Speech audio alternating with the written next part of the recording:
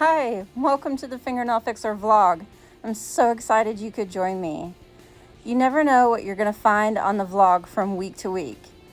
It's going to be anything and everything nails, from talking about nails to doing nails, nail tutorials. Check out things on Facebook and Instagram. We'll be looking at nail products. We'll be talking about disinfection. We'll be doing everything and anything nails. So please reach down and click on subscribe or even join me every week on the Fingernail Fixer vlog. Hey, I'm in Oregon at the O&E Nail Expo, and I've popped into the Light Elegance booth because I wanted to introduce you to Joe McConnell if you haven't met him yet. He's their chemist and owner, and I had a question for him. When I first started transitioning into using Light Elegance products, I wanted to use the lamp I have because lamps are expensive, and I see all of you online going, the lamp I have always works. So I thought, well, if it works for everyone else, why don't I try it? So I tried using another product with the lamps that I already have, and the products weren't working like they said they would. So I sucked it up, got the Light Elegance lamp, and the product issues went away. They started working like they said they would. So Jim, why did my product issues all of a sudden go away just because I bought your lamp? So good question, Holly. And the reason why is because we actually formulate our gel to work in a very specific lamp. The light that we get made is made for us to a specification, and then we formulate to that specification so everything works well together. If you try and cure our gel in a light that maybe is too old, has the wrong LEDs, not the right emitters, doesn't have the right power supply going to it, that's going to give the best possible cure. Without the best possible cure, you could have adhesion failure. Or you could have, like polymer matrix breakdown. So it's not as strong as it could be. The bonds that were formed with the natural nail aren't as strong as what they could be, and as a result, you wind up having adhesion problems. So trying to make sure that we get that taken care of is important.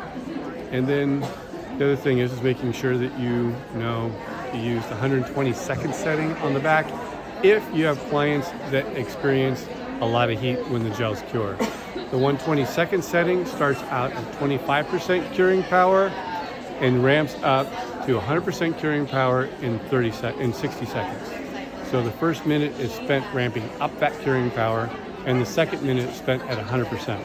So that way you have a full cure, but you also don't get the heat spike. Because at 25%, the reaction is very slow, and you don't have that exothermic reaction. Once I took the Jimmy Gel class with Darcy in Orlando, I felt like that 120 button made the whole cost of the lamp worth it because it eliminated heat spikes completely. Yeah. I have never done a gel enhancement on myself without a heat spike. I get the warmth from dark gel polishes. My skin is so sensitive. And so that 120 button is the first time I've ever not had hot gel polish. It's magical.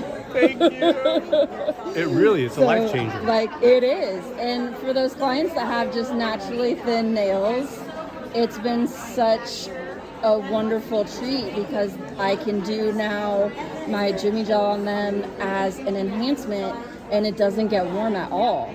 So I don't have to worry about them having that lifting, that onycholysis over months of wear because they're not hot every 2 weeks. Yep. So it's so exciting. And when I first tried the P+, I was having little chipping issues with the dark colors because it wasn't quite curing correctly in the lamp I already had. So it's nice that reinforcement that I already knew. You need the lamp with the product.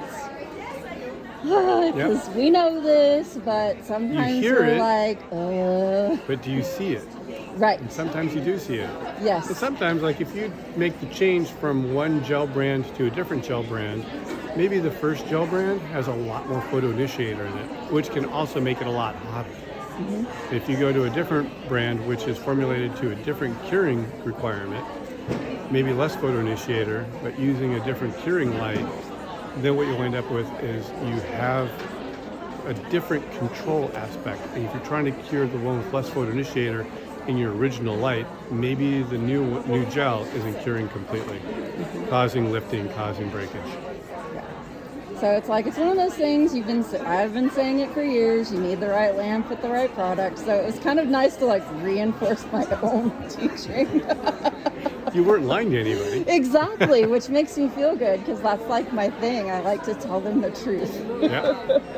Thank you so much for your time. I really appreciate it. And you guys definitely have to try the 120 button at least. And I love that you now have the mini. The mini is awesome. It's no so 120 cool. second setting on the mini though. I know there's no 120, but when I'm like traveling to a class, I don't have to put my good salon lamp in my suitcase for TSA to check it off.